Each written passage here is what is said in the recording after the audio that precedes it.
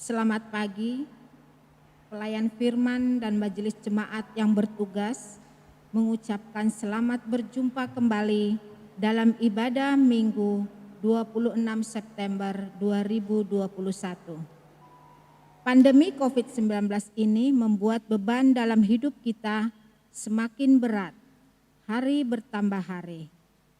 Beban itu bukan saja dirasakan oleh saudara kita yang terpapar dan meninggal dunia, juga termasuk kita yang terpapar oleh perasaan takut dan khawatir akibat pandemi ini.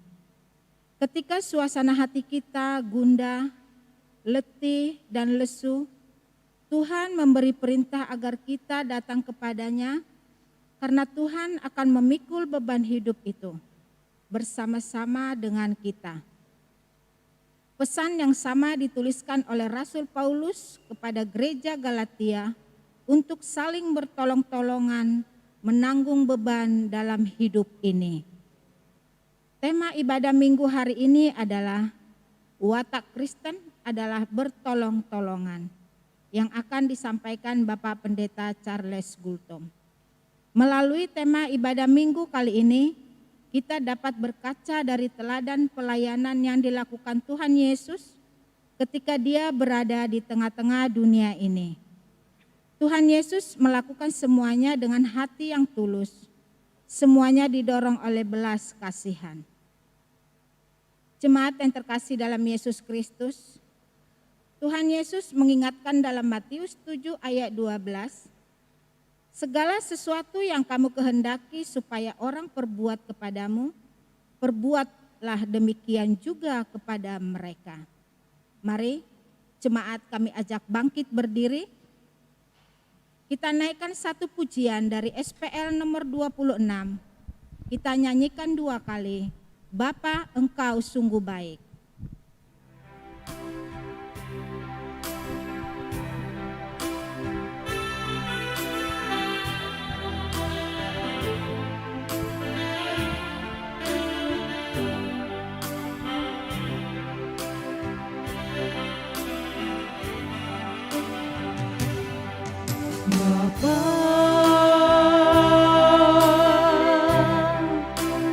Engkau sungguh baik, kasih-Mu melimpah di hidupku.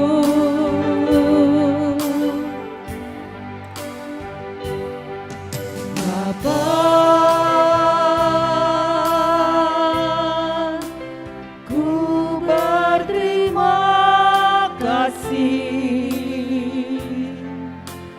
berkat-Mu hari ini yang Kau sediakan bagiku. Naikkan syukurku buat hari yang Kau beri. Tak habis-habisnya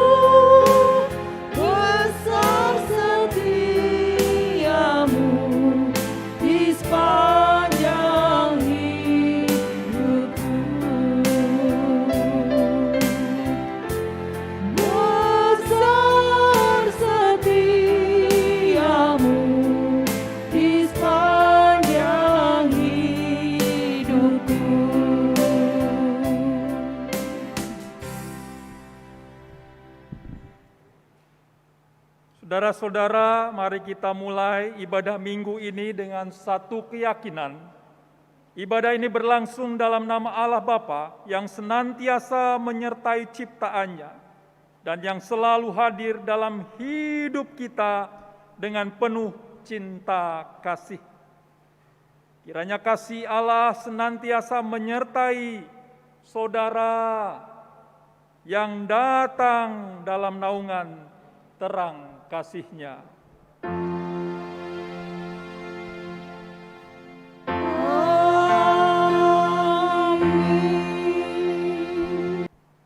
Mari kita membaca dan dengarkan nats pembuka dalam ibadah ini dari Injil menurut Matius pasal 7 ayat 12, demikian firman Tuhan.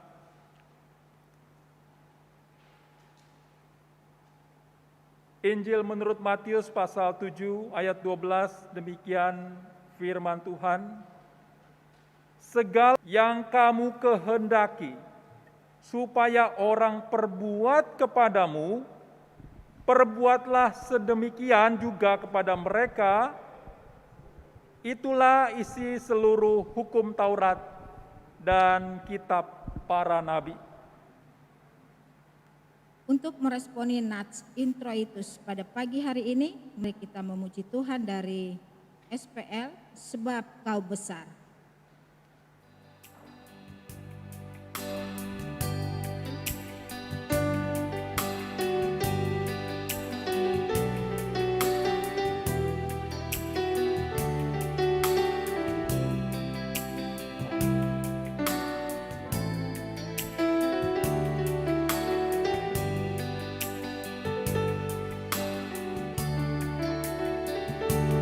Beri kemuliaan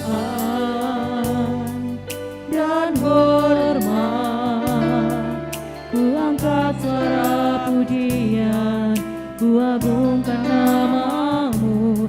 Ku beri kemuliaan dan hormat, ku angkat suara pujian, ku agungkan namamu. Sebab Kau besar, perbuatanmu ajaib, tiada seperti Engkau, tiada seperti Engkau. Sebab Kau besar, penuh ajaib, tiada seperti Engkau, tiada seperti Engkau.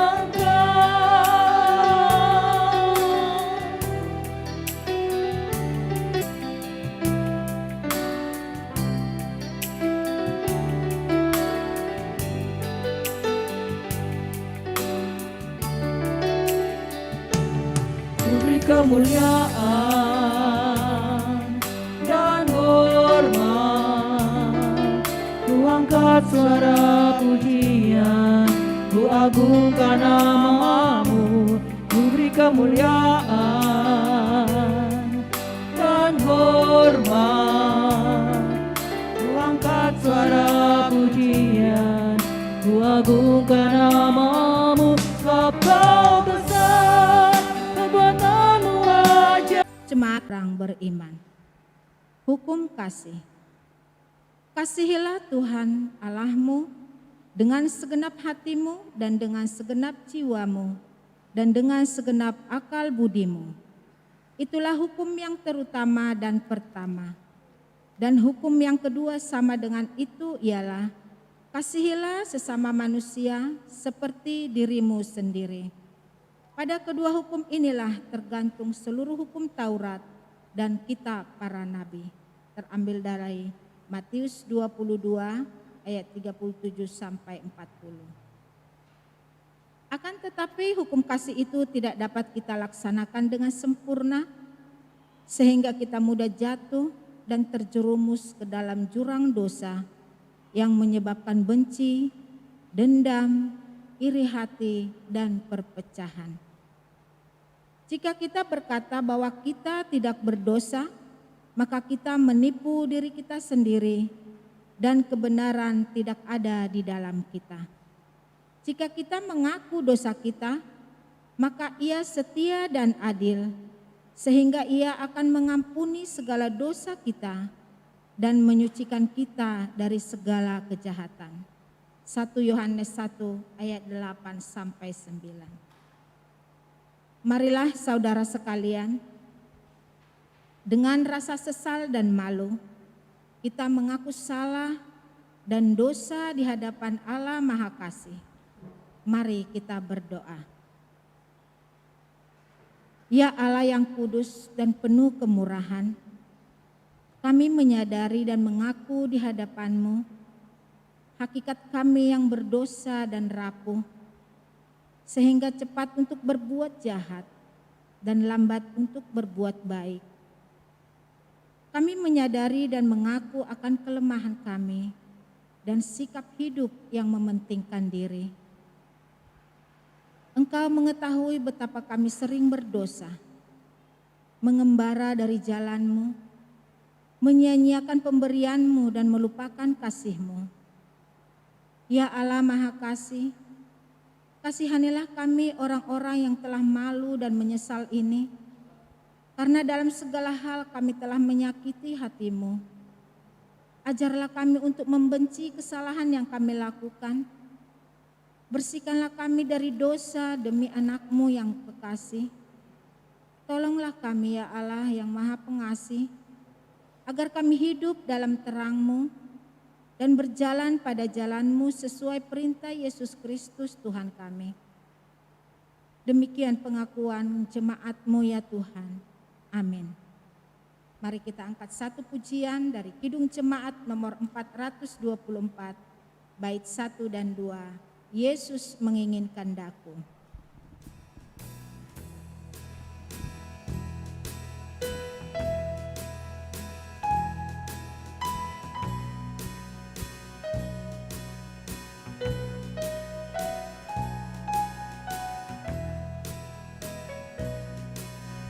Yesus menginginkan daku bersinar baginya, dimanapun ku berada, ku menyenangkannya. Bersinar,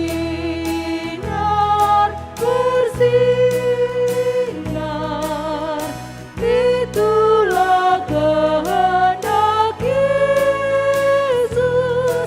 Bersinar, bersinar, aku bersinar terus.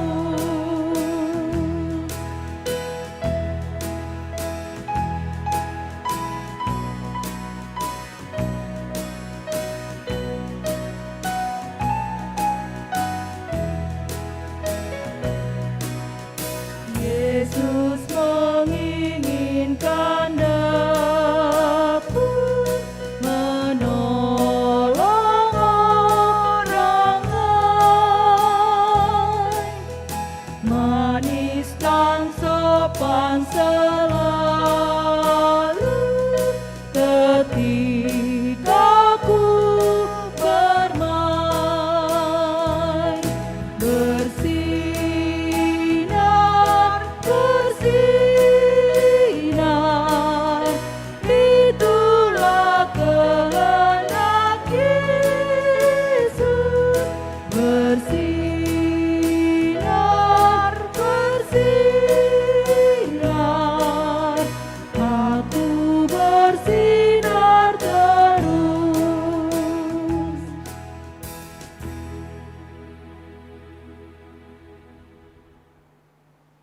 Jemaat yang terkasih dalam Yesus Kristus, kami ajak bangkit berdiri.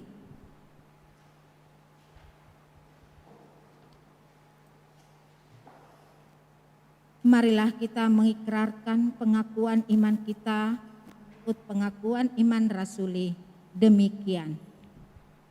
Aku percaya kepada Allah Bapa yang Maha Kuasa, Khalik langit dan bumi, dan kepada Yesus Kristus, anaknya yang tunggal Tuhan kita, yang dikandung dari Roh Kudus, lahir dari anak darah Maria, yang menderita di bawah pemerintahan Pontius Pilatus, disalibkan, mati dan dikuburkan, turun ke dalam kerajaan maut.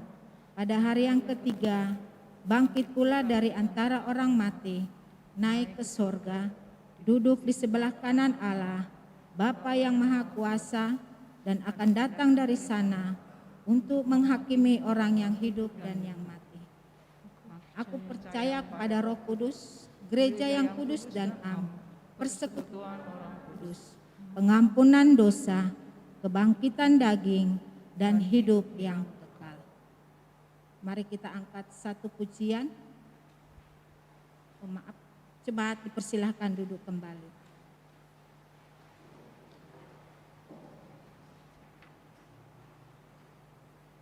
Arahkan hati dan pikiran untuk mendengarkan firman Tuhan yang akan disampaikan oleh hambanya Gembala Sidang, Bapak Pendeta Charles M. Gultom. Marilah kita sambut firman Tuhan dengan pujian Kaulah Harapan. Pada nyanyian kedua, jemaat kami undang bangkit berdiri.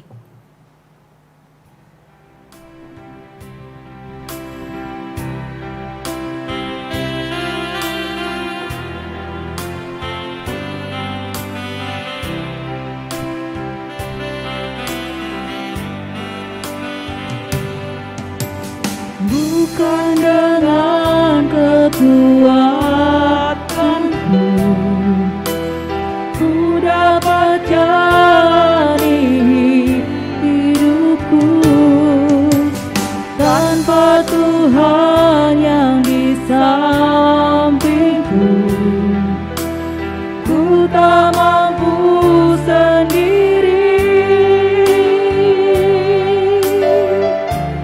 Engkaulah kuatku yang menopangku, ku pandang wajah-Mu dan berseru, pertolonganku datang dari-Mu.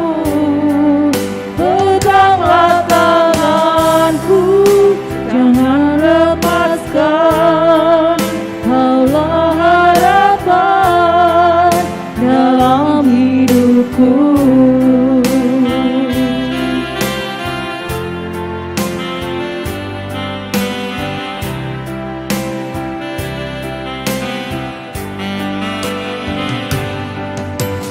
Bukan dengan kekuatanku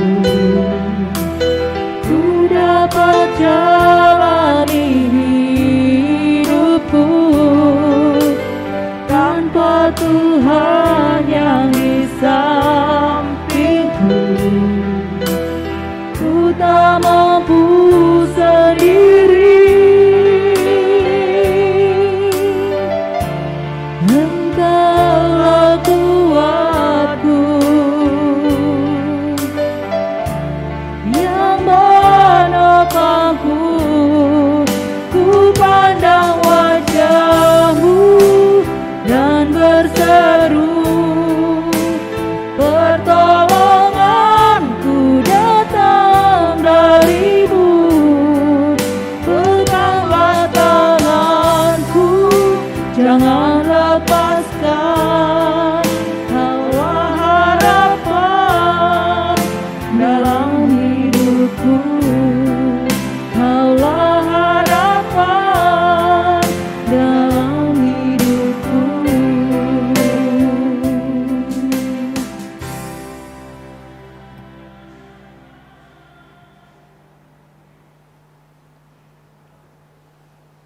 Bapak Ibu, mari kita bangkit berdiri. Mari kita berdoa memohon Roh Kudus melembutkan hati kita, mengisi setiap ruang-ruang kosong dalam hati kita supaya kita dapat mengalami kepenuhan di dalam Tuhan. Mari kita berdoa. Bapa di surga, kami bersyukur, berterima kasih Tuhan menuntun langkah kami untuk datang ke gereja ini,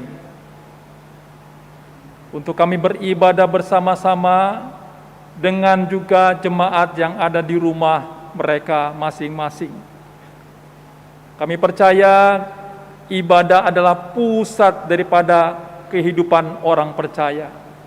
Karena di dalam ibadah Tuhan menyapa kami, Tuhan memperdengarkan suaranya, Tuhan memberikan satu bimbingan kepada kami.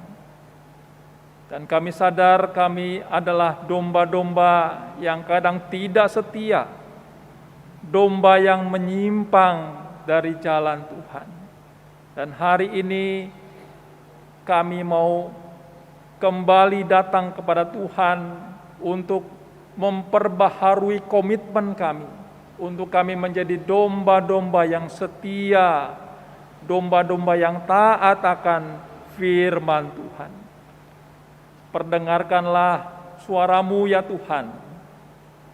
Kami anak-anak-Mu siap mendengarkan. Amin. Silakan duduk Bapak Ibu. Shalom semua. Salam kangen buat kita, buat jemaat yang ada di gereja, gedung gereja maupun warga jemaat yang ada di rumah masing-masing. Kita mau bersyukur hari ini apapun keadaan kita, Tuhan Allah Immanuel itu beserta kita, bersama-sama dengan kita, menolong dan menyertai kita. Bapak Ibu Saudara, hari ini kita akan membaca satu surat dari Paulus kepada gereja Galatia. Mari kita siapkan Alkitab kita. Galatia pasal 6 ayat 1 sampai 10 dengan tema kita hari ini watak atau karakter Kristen untuk bertolong-tolongan. Mari kita membaca secara bergantian. Saya akan membaca ayat 6, Bapak Ibu Saudara membaca saya membaca ayat 1, Bapak Ibu membaca ayat 2, demikian selanjutnya ya. Lembaga Alkitab Indonesia memberi judul Saling Membantulah Kamu.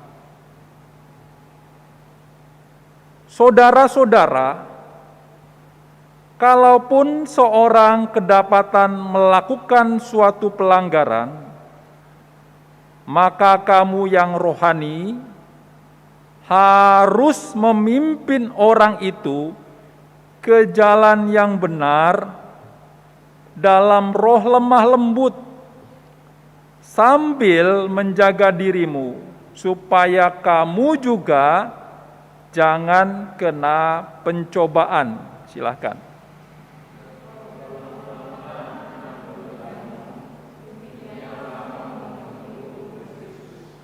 Sebab kalau seorang menyangka bahwa ia berarti, padahal ia sama sekali tidak berarti, ia menipu dirinya sendiri.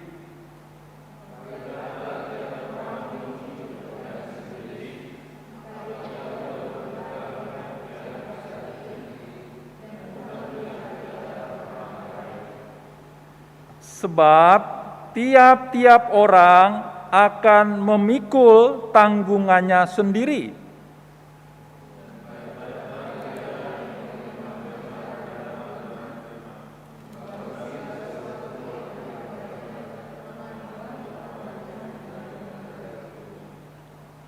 Jangan sesat, Allah tidak membiarkan dirinya dipermainkan.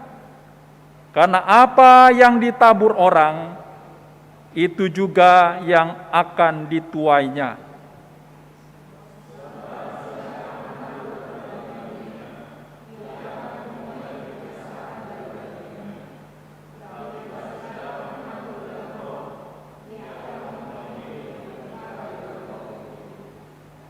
Janganlah kamu jemu-jemu berbuat baik, Karena apabila sudah datang waktunya, kita akan menuai jika kita tidak menjadi lemah.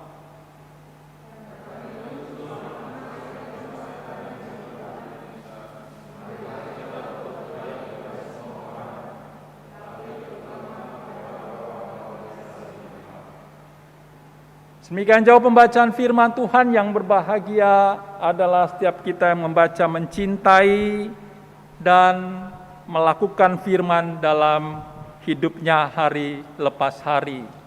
Haleluya.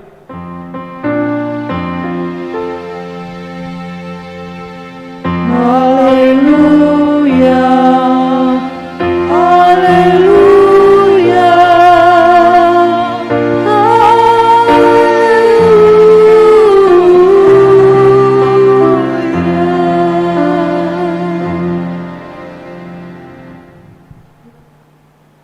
Saudara yang dikasihi oleh Tuhan Yesus Kristus,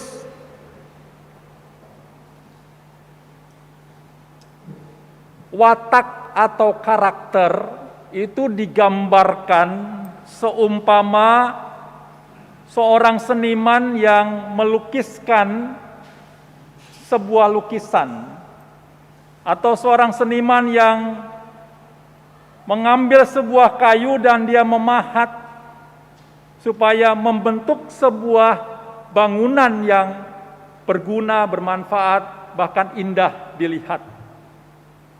Karakter atau watak itu seumpama seorang seniman yang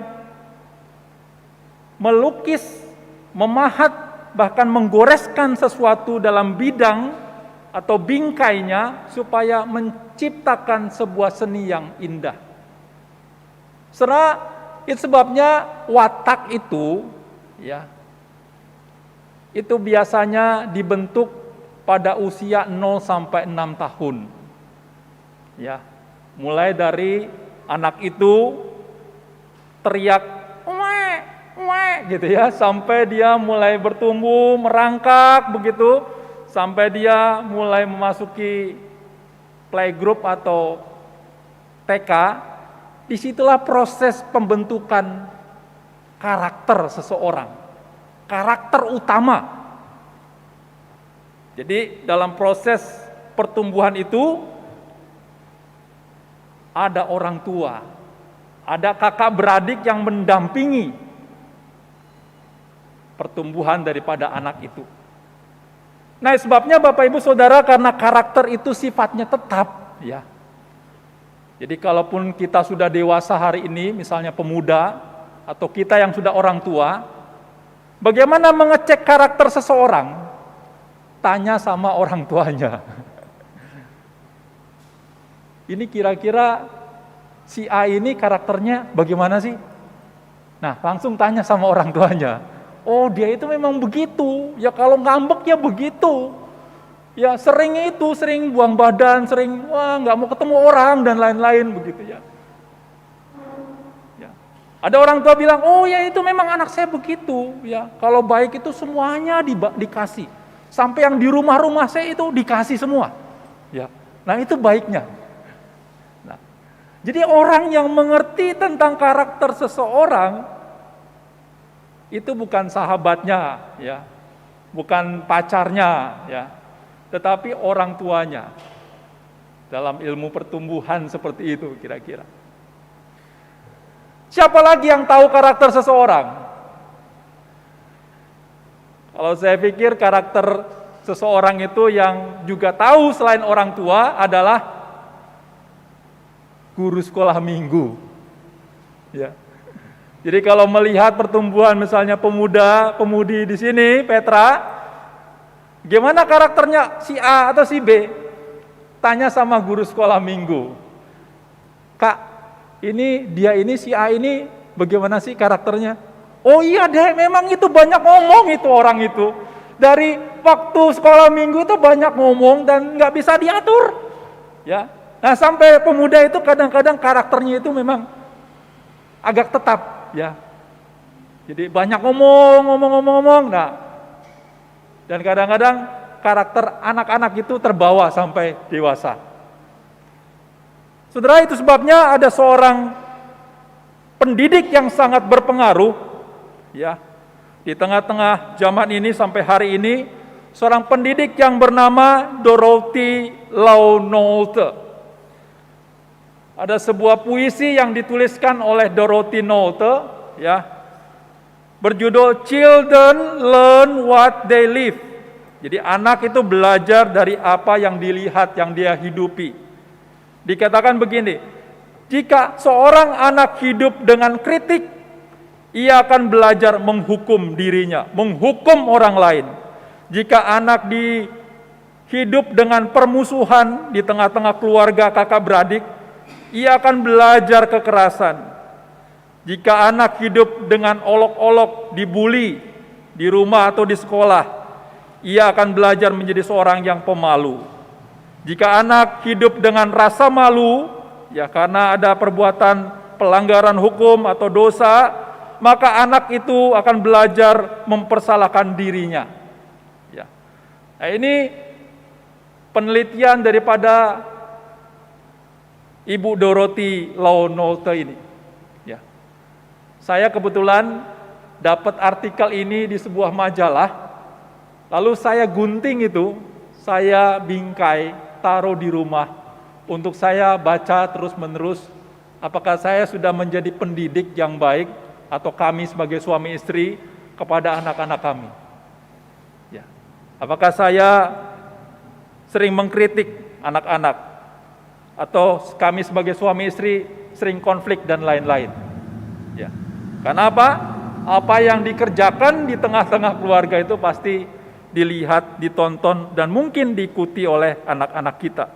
Demikian juga dikatakan, jika seorang anak hidup dengan dorongan, dengan support, dengan memberikan kata-kata penyemangat, kata-kata pujian, maka anak itu belajar menjadi orang yang percaya diri. Jika anak hidup dengan keadilan, diperlakukan adil, kakak dengan adik, ya, ia belajar menjalankan keadilan.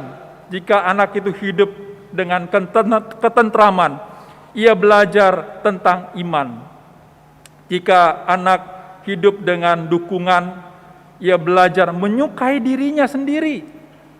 Dan jika anak hidup dengan penerimaan dan persahabatan, ia belajar untuk mencintai dunia. Saudara, bukankah ini sesuatu puisi yang sangat indah?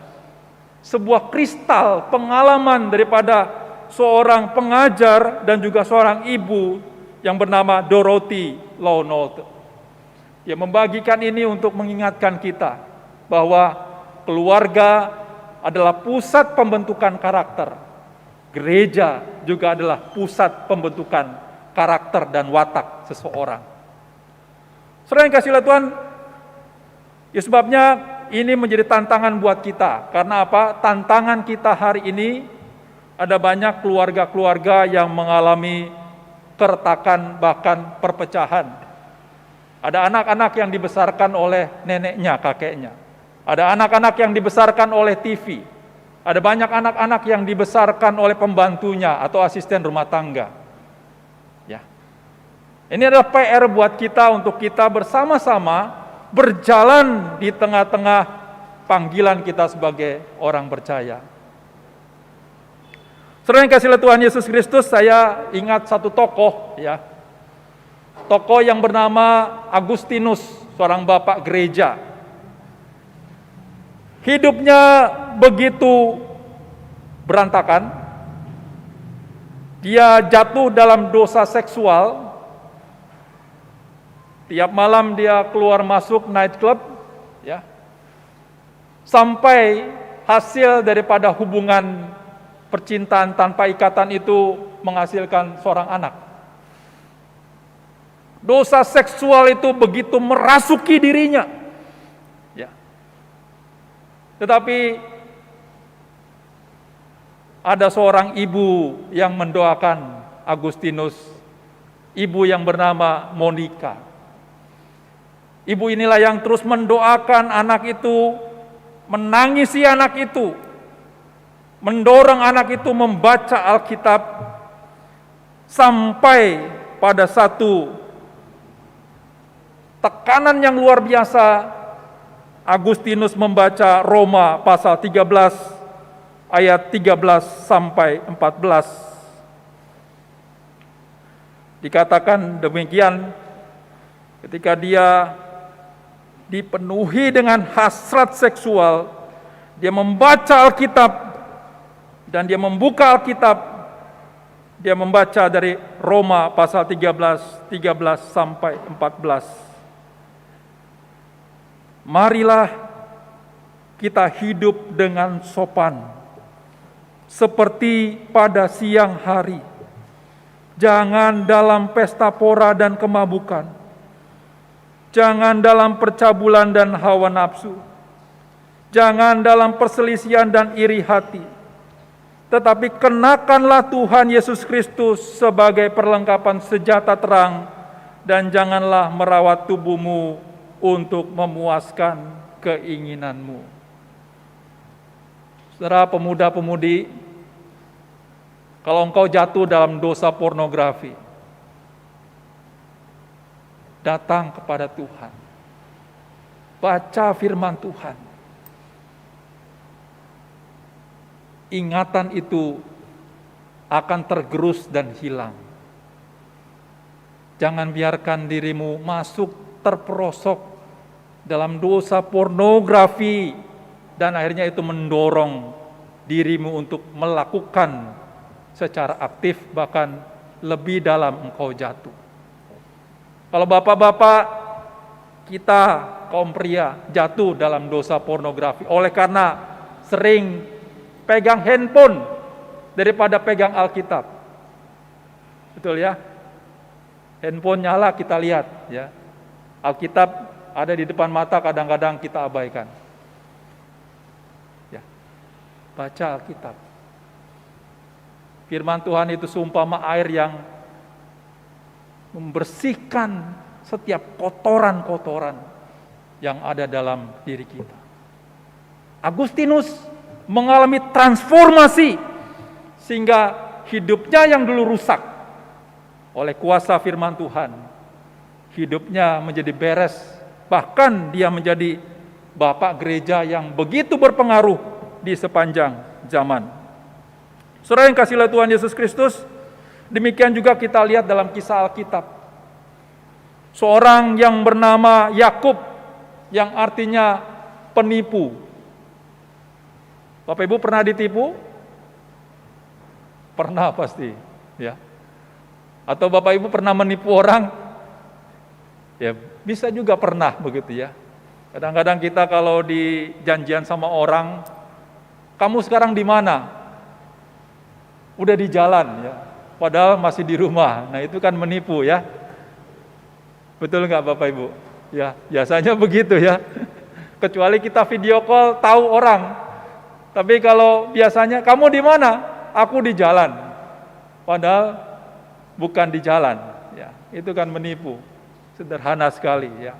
Yakub adalah seorang penipu, tetapi ketika berjumpa dengan Tuhan dalam perjalanan di Betel, ketika Allah memperlihatkan surga terbuka itu, Yakub mengubah haluannya, dia bertobat, dan dia membangun mezbah di Betel. Setelah inilah transformasi yang Tuhan kerjakan dalam hidup orang-orang pilihannya. Sebabnya kalau kita dibesarkan dengan keluarga yang broken home, kita dibesarkan dalam komunitas yang toxic community, jangan kita berhenti pada titik itu.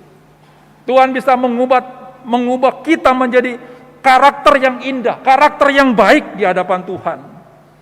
Saudara yang kasih Tuhan, sebabnya kita sebagai gereja-gereja Tuhan, anak-anak Tuhan di gereja, mari kita pahami ini, bahwa kita dipanggil ya untuk menjadi penyembuh bagi orang lain, bukan meracuni. Kita menjadi pendamai bagi orang lain, bukan saling bertengkar satu dengan yang lain. Saudara yang kasih Tuhan Yesus Kristus, apa permasalahan daripada gereja Galatia? Saudara, permasalahan gereja Galatia itu adalah karena apa? Gereja ini begitu ramah. Ketika ada seorang yang datang, mereka rangkul mereka.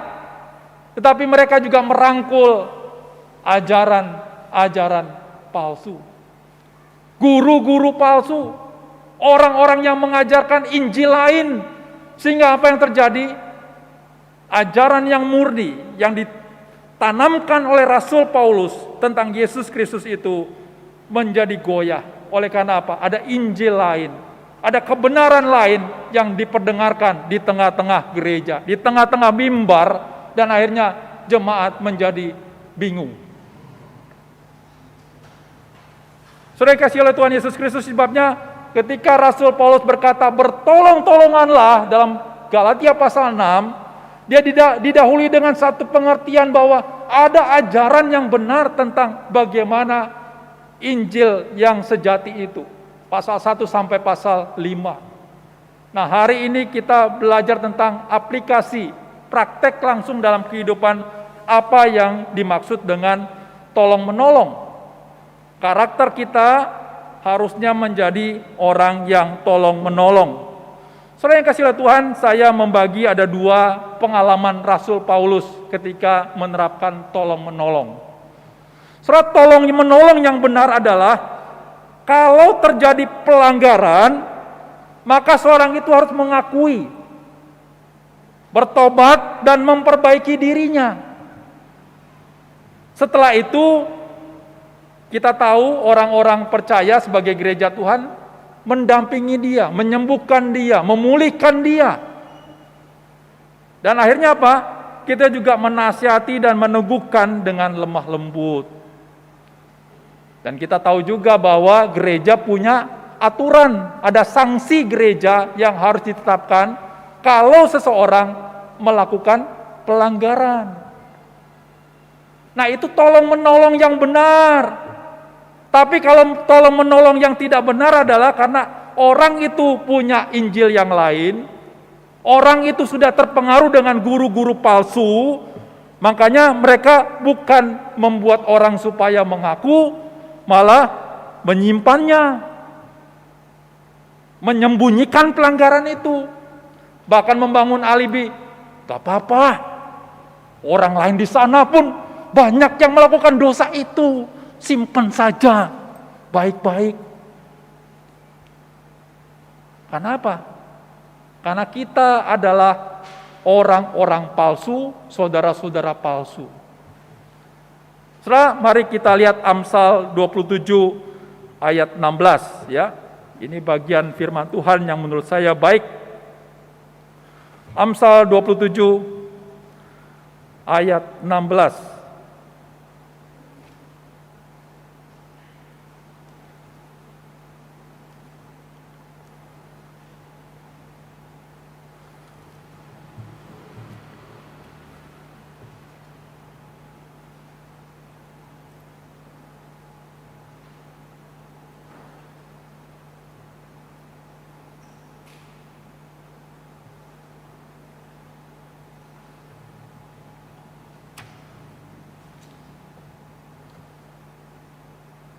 Saya kira bukan Amsal 27, dia katakan begini bahwa seorang teman itu biasanya memukul dengan maksud baik, tetapi seorang musuh itu memeluk dengan berlimpah-limpah. Dia bilang begitu Amsal ya. Jadi kadang-kadang kita melihat ada orang yang memeluk kita, tetapi sebenarnya dia itu musuh. Ya, tetapi ada juga orang sahabat itu menegur dengan maksud supaya dengan tujuan baik. Nah, saudara yang kasih Tuhan, ini sebabnya kalau kita punya pengajaran yang tidak benar, Injil yang tidak benar, biasanya itu berpengaruh dengan keputusan sehari-hari. Ya. Dan akhirnya ketika ada pelanggaran di tengah-tengah gereja, pelanggaran di tengah-tengah jemaat, ada orang bilang begini, Pak, saya juga punya dosa, masa saya punya dosa negor orang yang berdosa? Anak saya dulu punya pelanggaran ini. Nah, dia kan punya pelanggaran ini. Kita sama-sama, Pak. Nah, ini karena apa? Karena punya Injil palsu. Dasarnya tidak kuat. Dan itu termaksud adalah saudara-saudara palsu. Kenapa? Komunitas itu menjadi komunitas yang abai. Komunitas itu menjadi komunitas yang tidak berani menegakkan kebenaran. Nah, sebabnya Bapak Ibu Saudara, kesadaran ini yang perlu kita pahami. Kalau ada orang yang bisa jatuh, kita pun, saya pun sendiri bisa jatuh. Ya, kesadaran itu yang perlu kita bangun. Tetapi jangan biarkan ketika orang jatuh, kita mengabaikan itu, mendiamkan itu, menganggap tidak ada dalam kehidupan komunitas kita. Itu artinya kita adalah saudara-saudara palsu. Engkau memakai Injil palsu ketika engkau memimpin gereja ini. Saudara yang kasih Tuhan, sebabnya kehidupan gereja punya tantangan. Tantangannya apa? Ada banyak juga yang memanfaatkan anugerah. Ya, Tuhan kasih anugerah luar biasa. Kalau hari ini dosa, hari Senin sampai Sabtu dosa, nanti tinggal datang hari Minggu, minta ampun, dosanya diampuni. Besok Senin buat lagi dosa. Paulus bilang, jangan sesat, Allah tidak bisa dipermainkan. Jangan sesat, jangan sesat, jangan sesat. Allah tidak bisa dipermainkan. Kalau memang karaktermu belum diubahkan oleh Roh Kudus, engkau memang orang yang belum menerima anugerah itu. Tapi kalau engkau bermain-main, itu artinya hidupmu memang belum di dalam Tuhan.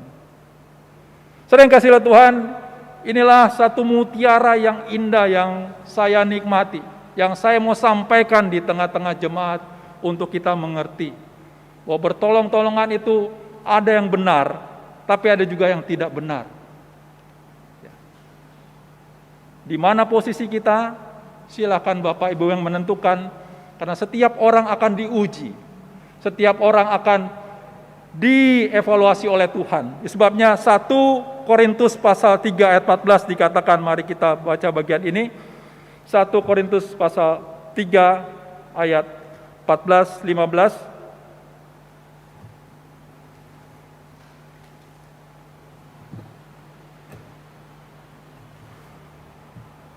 Demikian firman Tuhan, saya akan membaca ayat 12. Entahkah orang membangun di atas dasar ini dengan emas, perak, batu, permata, kayu, rumput kering, atau jerami?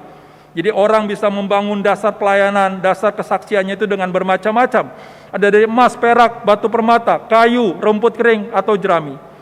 Lalu ayat 13 dikatakan, sekali kelak pekerjaan masing-masing akan nampak. Karena hari Tuhan akan menyatakannya, sebab ia akan nampak dengan api, dan bagaimana pekerjaan masing-masing orang akan diuji oleh api itu. Ayat 14, jika pekerjaan yang dibangun dengan seorang tahan uji, ia akan mendapat upah. Ayat 15, jika pekerjaannya terbakar, ia akan menderita kerugian, sebab ia sendiri akan diselamatkan, tetapi seperti dari dalam api. Saudara yang kasih Tuhan, sungguh menyedihkan kalau kita melayani luar biasa, kelihatan di hadapan manusia, tapi ketika kita diuji oleh Tuhan, sebenarnya kita terbakar. Ya. Karena apa? Karena karakter kita belum diubahkan, watak kita belum diubahkan oleh Tuhan.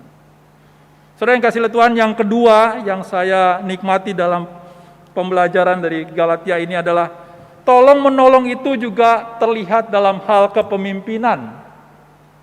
Ya. Jadi ada kepemimpinan yang benar menurut Galatia. Dia bilang apa? Kamu yang rohani harus memimpin orang yang melanggar itu dengan roh lemah lembut. Artinya apa? Dalam kehidupan kita memang ada orang yang melanggar, ada yang menyangkal Tuhan, ada yang memiliki rohani yang masih anak-anak, masih memakan susu, bukan makanan keras. Ya, sebabnya setiap orang itu harus jaga diri dan uji diri. Dengan cara apa? Dengan kebenaran firman Tuhan, ayat 6. Karena apa? Karena ketika kita diuji itu, diuji dengan apa? Dengan ini. Apakah engkau sombong ketika engkau diberikan jabatan tertentu? Apakah engkau merasa diri, saya ini paling penting? Ya, ini kalau nggak ada saya, itu nggak ada siapa-siapa. Itu. Itu batu uji kita. Siapa dulu? Itu kalau nggak ada saya itu nggak kebangun gereja dan lain-lain. Ya. Saya. Engkau akan diuji. Ya.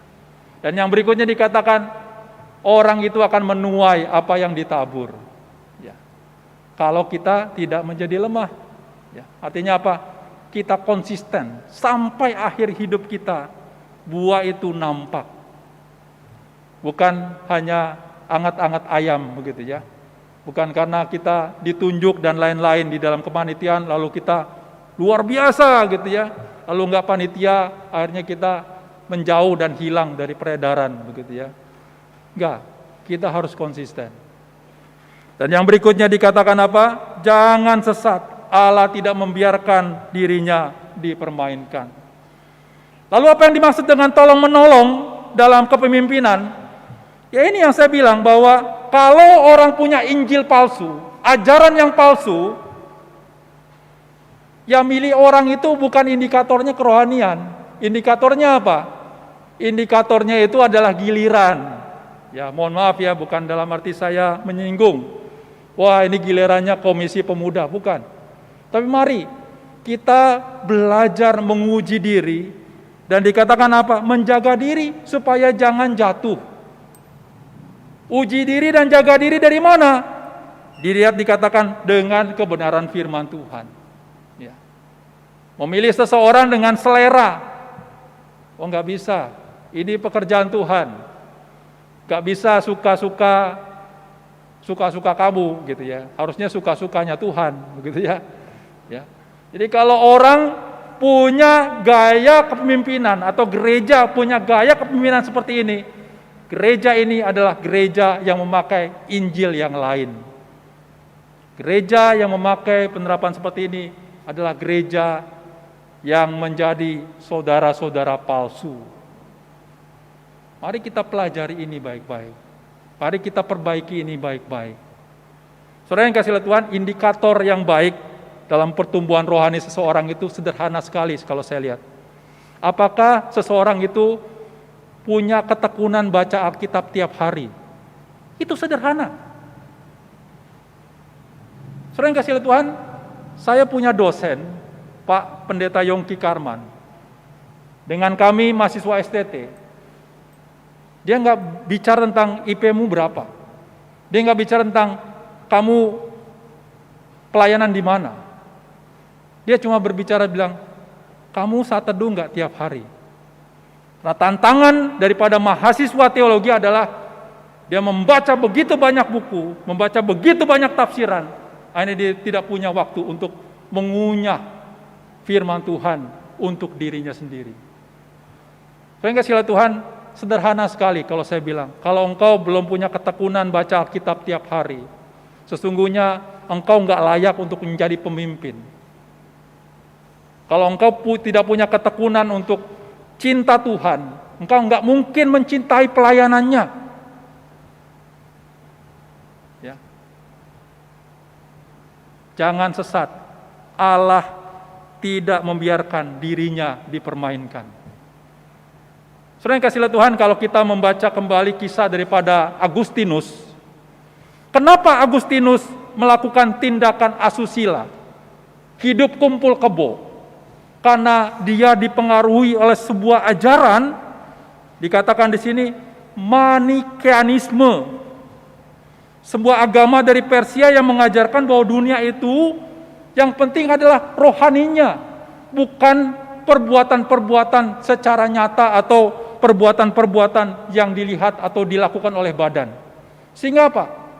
Kebenaran yang dianggap benar oleh Agustinus sebelum jadi orang Kristen, itu yang mendasari dia melakukan tindakan-tindakan seksual. Artinya apa?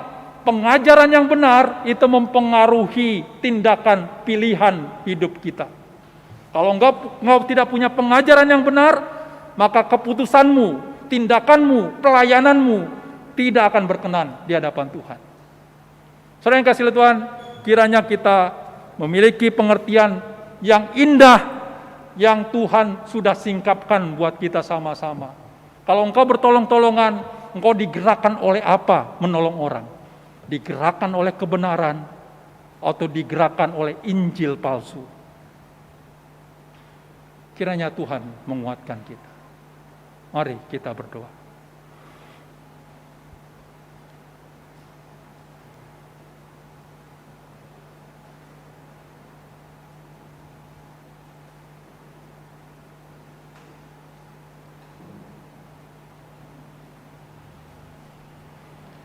Bapa di surga, kami bersyukur, berterima kasih. Hari ini kami disegarkan, dicelikkan oleh kebenaran firman Tuhan.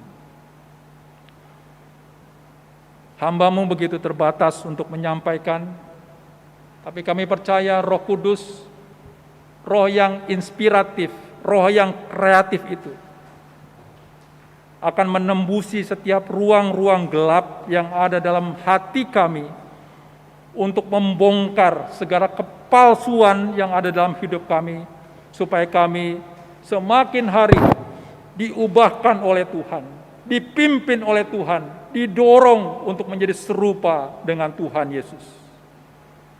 Berkatilah gereja ini, Gereja Petra, agar kami punya mata iman yang baik, menentukan mana Injil yang palsu, mana Injil yang sejati, mana saudara yang sejati, mana saudara yang palsu, supaya gereja ini diarahkan kepada jalan yang benar, diarahkan kepada rute-rute yang Tuhan tunjukkan buat kami. Terima kasih untuk firman ini, biar firman ini terus bersuara, memberikan kami kegelisahan untuk kami patuh dan taat kepada kehendak-Mu. Kuasai hamba-Mu dan teruslah berikan hikmat untuk dapat menggembalakan jemaat ini. Dalam Kristus kami berdoa. Amin. Jemaat yang terkasih dalam Yesus Kristus, sebagai respon firman Tuhan, mari kita menyanyikan pujian dari Kidung Jemaat nomor 425, bait 1 dan 3. Berkumandang suara dari seberang.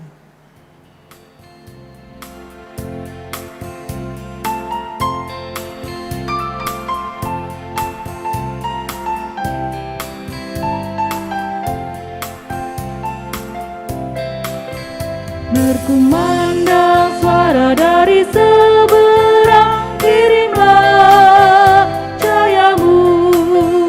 Banyak jiwa dalam dosa mengerang, kirimlah cahayamu. Kirimlah berita Injil menyatakan yang terlelap. Kirimlah berita Injil menyatakan yang terlelap.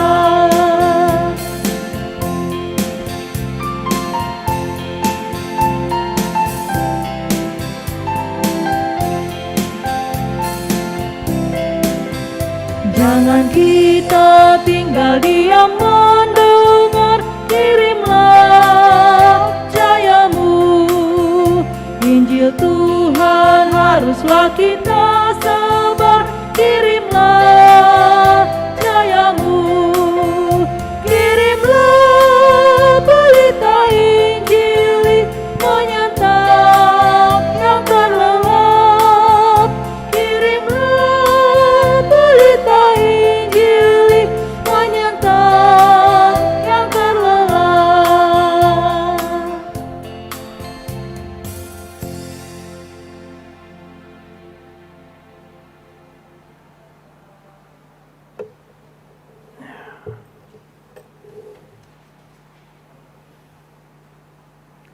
Bapak Ibu, mari kita tunduk kepala, kita masuk dalam doa syafaat.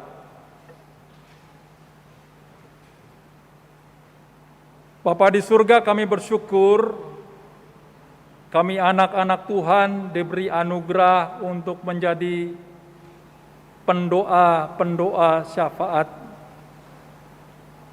pendoa-pendoa yang mengarahkan hati dan imannya untuk memandang sekeliling, memandang dunia, memandang orang-orang yang membutuhkan pertolongan. Karena di dalam doa ada dupa yang naik di hadapan Tuhan. Ada bau harum yang sampai kepada surga sehingga Tuhan disenangkan. Tuhan menoleh dan mendengarkan seruan-seruan orang-orang kudus-Nya. Kami berdoa, ya Tuhan, Engkau suci kuduskan kami. Ajar kami untuk kami memegang teguh kebenaran. Jangan biarkan kami seperti gereja Tiatira, gereja yang hangat persekutuannya, tetapi membuang kebenaran, sehingga Tuhan memerintahkan supaya gereja Tiatira bertobat.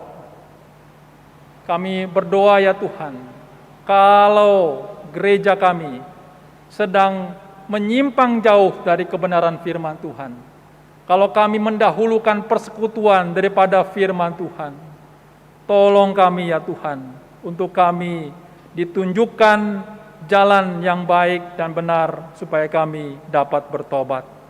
Kami berdoa juga Tuhan berkati gereja ini. Gereja ini makin hari makin besar. Kapal ini perlu dipimpin oleh Tuhan Yesus sendiri, supaya kami memiliki tujuan bersama. Ada komisi-komisi, ada orang-orang yang mendukung gereja ini.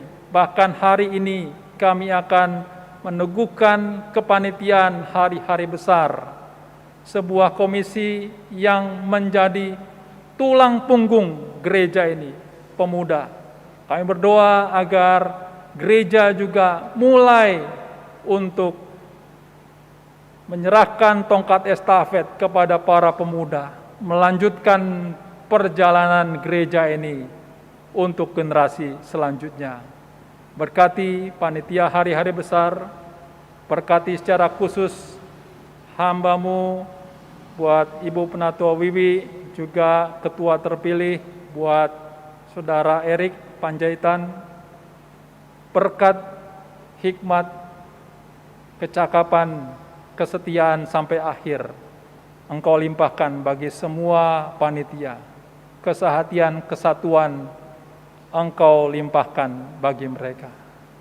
Kami berdoa juga, ya Tuhan, berkati setiap majelis, setiap komisi-komisi, agar kami dapat bekerja seperti tubuh Kristus. Setiap orang punya peran bagian masing-masing, tapi kami perlu tunduk kepada Kristus sebagai kepala.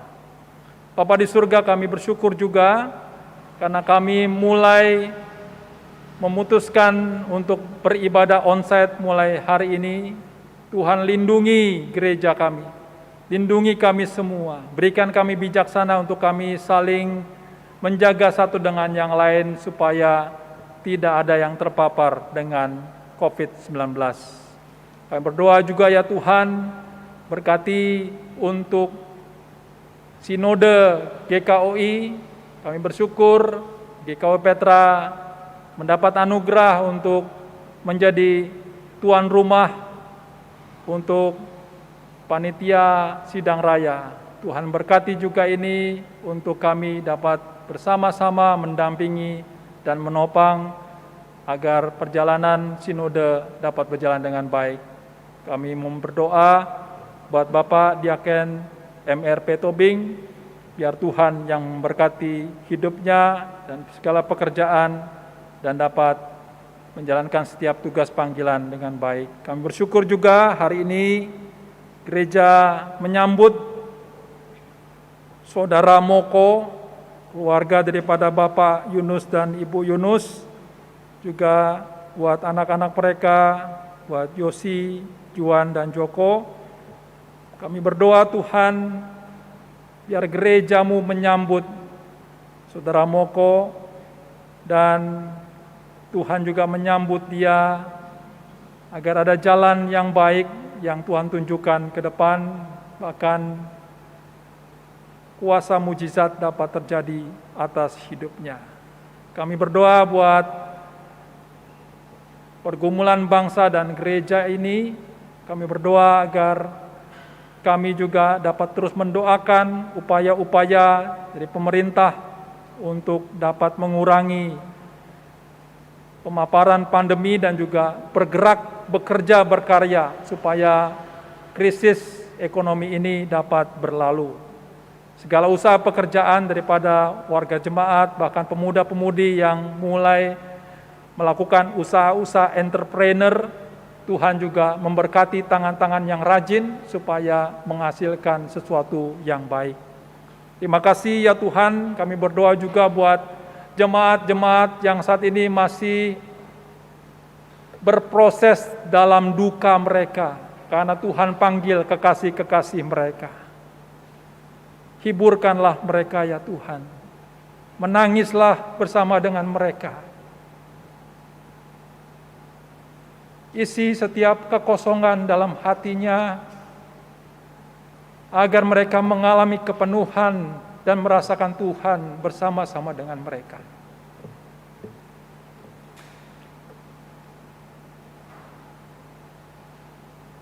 Kami berdoa juga ya Tuhan, buat beberapa warga jemaat yang saat ini terpapar. Kami sehati sepakat dalam nama Tuhan Yesus. Kuasa mujizat dirasakan setiap orang-orang yang berjuang untuk sembuh daripada COVID hari ini. Dalam nama Tuhan Yesus. Terima kasih ya Tuhan, inilah doa dan suruh kami dalam syafaat kami. Dan sempurnakanlah doa ini dengan doa yang diajarkan oleh Tuhan Yesus kepada murid-murid dan kepada kami orang yang percaya. Bapa kami yang di sorga, dikuduskanlah namamu, datanglah kerajaan.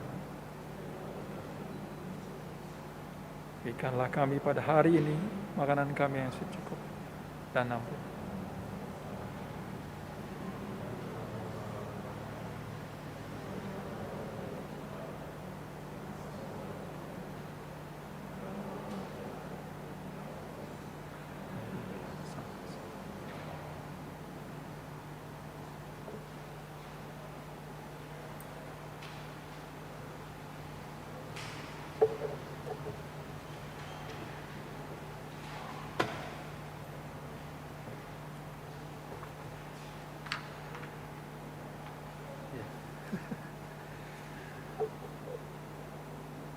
Bapak Ibu Saudara, hari ini kita akan melakukan peneguhan buat saudara-saudara kita, sahabat-sahabat kita yang dipilih Tuhan untuk menjadi pengerja, menjadi rekan sekerja Allah dan rekan sekerja di tengah-tengah gereja ini untuk 1 tahun ke depan dalam kepanitiaan hari-hari besar.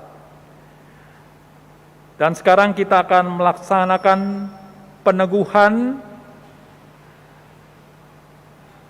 panitia hari-hari besar Jemaat GKK Petra Pondok Pucung tahun 2021 dan tahun 2022. Kami mengundang saudara-saudara yang disebutkan namanya ini untuk maju ke depan, dan kita akan mendoakan dan memberikan penumpangan tangan buat saudara.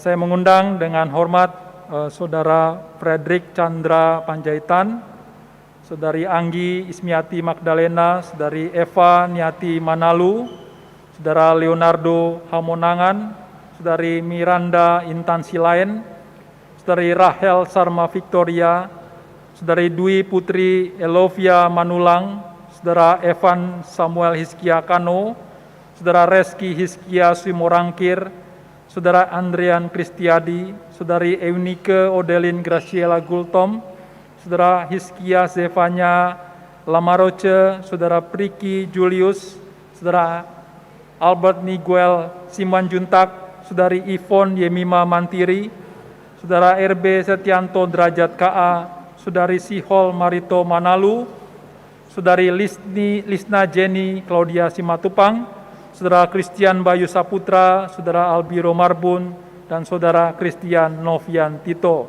sebagai panitia hari-hari besar dalam Jemaat GKW Petra Pondok Pucung tahun 2021 dan 2022, dan kiranya Tuhan Yesus Kristus memberkati pelayanan saudara-saudara selama 1 tahun ke depan. Dengarlah firman Tuhan yang mengatakan sebagai berikut: beritakanlah firman, siap sedia, baik atau tidak baik waktunya, nyatakanlah apa yang salah, tegurlah dan nasihatilah dengan segala kesabaran dan pengajaran. Janganlah kamu berbuat seolah-olah kamu mau memerintah atas mereka yang dipercayakan kepadamu, tetapi hendaklah kamu menjadi teladan bagi kawanan domba itu. Mari kita menyanyi satu pujian. Boleh Bapak Murwanto menyanyikan satu lagu ya.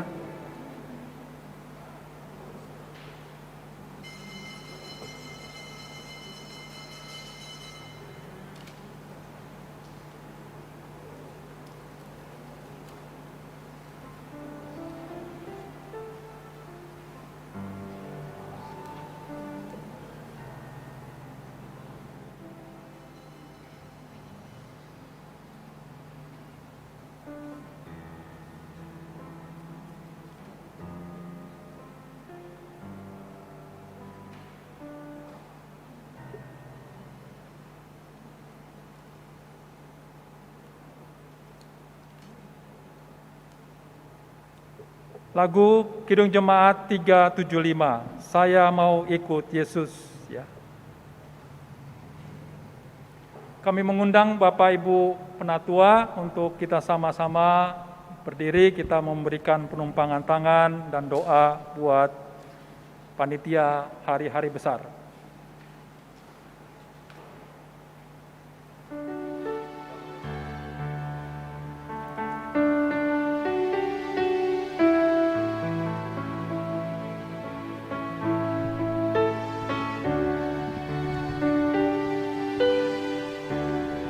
Saya mau ikut Yesus, saya mau ikut Yesus sampai selama-lamanya. Meskipun saya susah menderita dalam dunia, saya mau ikut Yesus sampai selama-lamanya.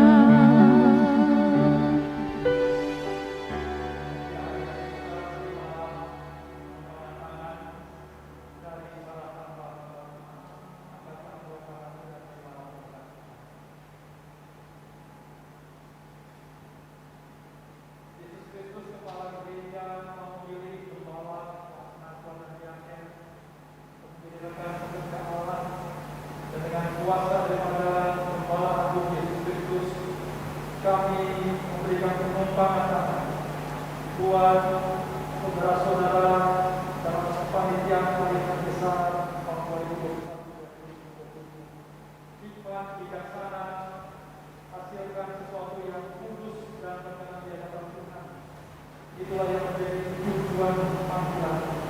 Kiranya Tuhan menguatkan, menentukan, memperlengkapi dan menopang setiap panggilan ini sampai akhir, dan Kristus yang dimuliakan. Amin. Terima kasih. Silakan jemaat.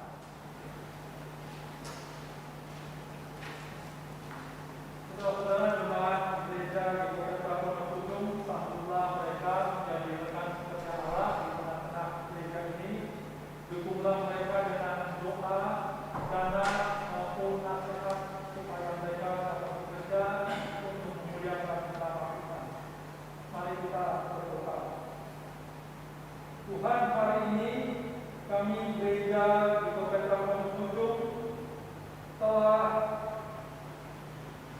melimpahkan tugas untuk saudara-saudara ini bekerja sebagai panitia hari-hari besar. Kami berdoa agar mereka dipanggil untuk menjadi pelayan Tuhan di tengah-tengah gereja, dan jadikanlah mereka mata Tuhan dan hati Tuhan, dan kiranya mereka dapat bekerja sama, melibatkan Tuhan, melibatkan seluruh warga jemaat, untuk mereka dapat menjadi motor penggerak dalam hari-hari raya gereja di tahun 2021-2022. Kami berdoa dalam nama Tuhan Yesus yang menjadi sumber berkat dan sumber daripada panggilan ini. Amin. Silakan duduk. Teman-teman, membacakan SK oleh Bapak Penatua Agus Rahmat.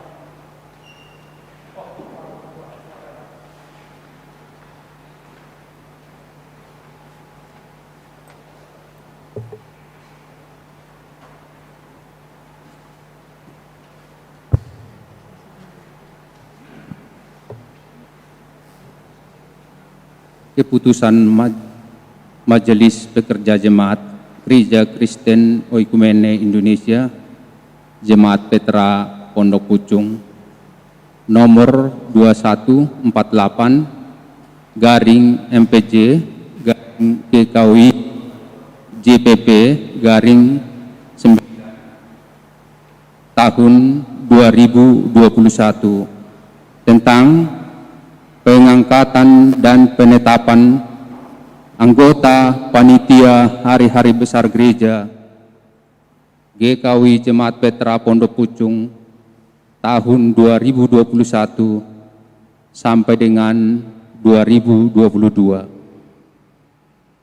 Majelis Pekerja Jemaat Gereja Kristen Oikumene Indonesia Jemaat Petra Pondok Pucung menimbang bahwa untuk mewujudkan rencana kerja dan guna mencapai tujuan bersama dalam pelayanan dan organisasi Gereja Kristen Oikumene Indonesia Jemaat Petra Pondok Pucung melalui fungsi pastoral, apostoral, dan diakonat, bahwa untuk kelancaran pelaksanaan hari-hari besar gereja pada GKUI Petra Pondok Pucung dianggap perlu untuk membentuk dan menetapkan panitia pelaksanaan hari-hari besar gereja Kristen Oikumene Indonesia Jemaat Petra Pondok Pucung tahun 2021 sampai dengan 2022 dan seterusnya, mengingat pedoman pelaksanaan organisasi gereja Kristen Oikumene Indonesia bab 2 pasal 4 tentang struktur organisasi dan pasal 6 ayat D nomor 12 tentang penjabaran tugas atau job description. Keputusan Majelis Pekerja Sinode atau MPS nomor 061 SK MPS /8/1/7/18 tentang pengangkatan dan komposisi personalia atau jabatan Majelis Pekerja Jemaat atau Penatua Jemaat Petra Pondok Pucung tahun 2018 sampai tahun 2022, memperhatikan hasil keputusan rapat pleno Majelis Jemaat ke-8/35 pada Minggu 15 Agustus 2021. Hasil keputusan rapat pleno Majelis Jemaat ke-9/36 pada Minggu 12 September 2021 memutuskan memperpanjang masa tugas panitia hari-hari besar Gereja GKI Jemaat Petra Pondok Pucung tahun 2021-2022. Mengangkat dan menetapkan Jemaat Petra Pondok Pucung 2021-2022 dengan susunan sebagaimana tersebut dalam lampiran keputusan ini dan seterusnya. Ditetapkan di Tangerang Selatan pada tanggal 13 September 2021. Majelis Pekerja Jemaat GKI Jemaat Petra Pondok Pucung. Gembala Sidang Pendeta Charles M. Gultom, Ketua MPJ Penatua Jaruli Manulang. Susunan Panitia Hari-Hari Besar Gereja Kristen Oikumene Indonesia tahun 2021 sampai dengan tahun 2022. Penasehat Pendeta Charles M. Gultom. Penanggung jawab Penatua Dwi Kendi Hiasri. Ketua Saudara Frederick Chandra P. Panjaitan. Sekretaris Saudari Anggi Ismiati Magdalena. Bendahara Saudari Epaniati Manalu. Seksi acara Leonardo Hamonangan, Saudari Miranda Intan Silain, Saudari Rahel Sarma Victoria, Saudari Dwi Putri Elopia Manulang, dan Saudara Epan Samuel Hiskia Kano. Tim multimedia Saudara Reski Hiskia Y. Simorangkir, Saudara Andrean Kristiadi, Saudari Eunike Odelin Graciela Gultom, dan Saudara Hiskia Jepanya Lama Roce. Seksi dana Saudara Ricky Julius, Saudari Arbet Niguel Simanjuntak, Saudari Iponi Jemimima Mantiri, dan Saudara RB Setianto Derajat KA. Konsumsi Saudari Sihol Marito Manalu, Saudari Lisna Jenny Claudia Simatupang. Yang terakhir untuk perlengkapan, Saudara Christian Bayu Saputra, Saudara Albiro Marbun, Saudara Christian Nopia Tito. Demikian susunan panitia hari-hari besar untuk Gereja Kristen Oikumene Indonesia. Dengan ini kami undang Ketua untuk maju ke depan menerima keputusan dari Majelis Pekerja Sinode, Majelis Pekerja Harian GKI Petra Pondok Pucung.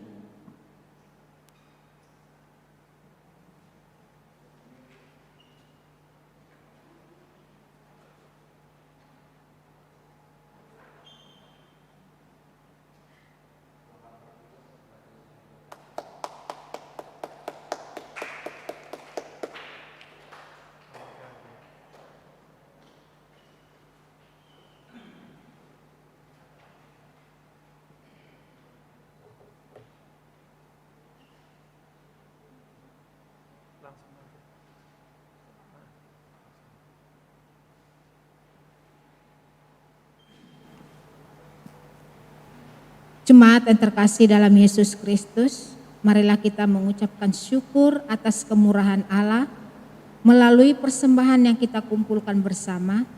Marilah kita mengingat sabda Tuhan dalam Mazmur 111 ayat 1-2, demikian firman Tuhan. Haleluya, aku mau bersyukur kepada Tuhan dengan segenap hati dalam lingkungan orang-orang benar dan dalam jemaah. Besar perbuatan-perbuatan Tuhan, layak diselidiki oleh semua orang yang menyukainya. Tuhan memberkati saudara dan persembahan saudara. Sementara kantong persembahan diedarkan, marilah kita memuji Tuhan dari Kidung Jemaat nomor 287B, bait 1 dan 3. Sekarang beri syukur.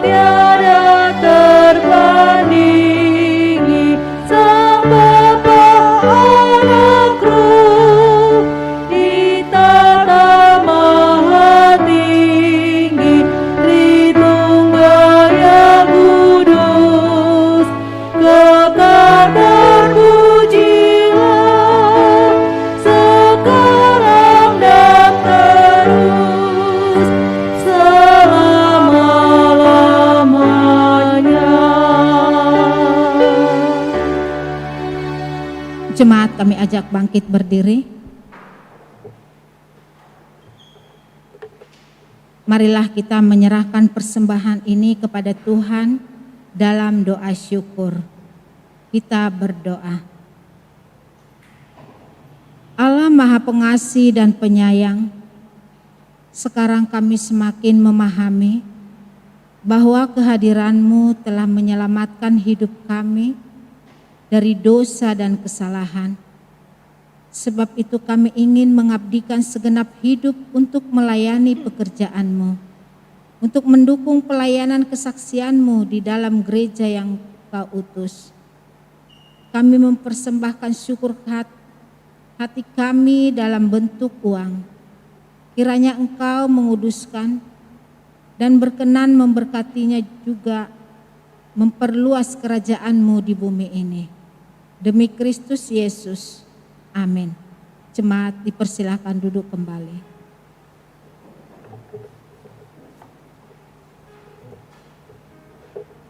Jemaat yang terkasih dalam Yesus Kristus, marilah kita akhiri ibadah kita dengan memuji Tuhan kembali dengan pujian SPL nomor 242.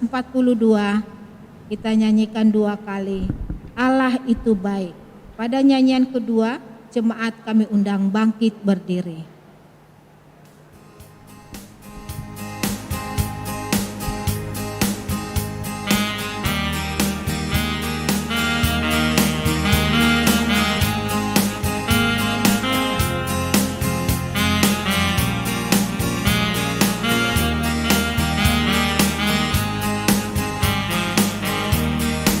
Allah itu baik, sungguh baik bagiku, ditunjukkannya kasih setianya,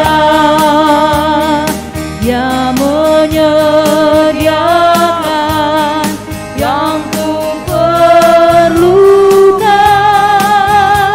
menyatakan kebaikan, menyatakan kebaikannya padaku. Kasih setianya tak pernah berubah, dulu, sekarang, dan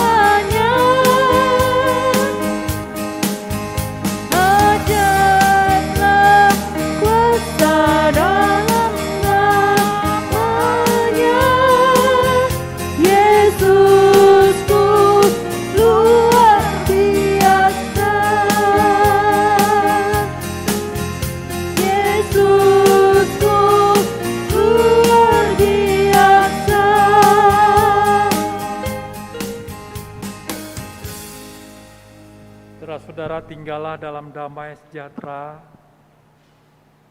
dan terimalah berkat Tuhan. Tuhan memberkati engkau dan melindungi engkau. Tuhan menyinari engkau dengan wajah-Nya dan memberi engkau kasih karunia. Tuhan menghadapkan wajah-Nya kepadamu dan memberi engkau damai dan sejahtera.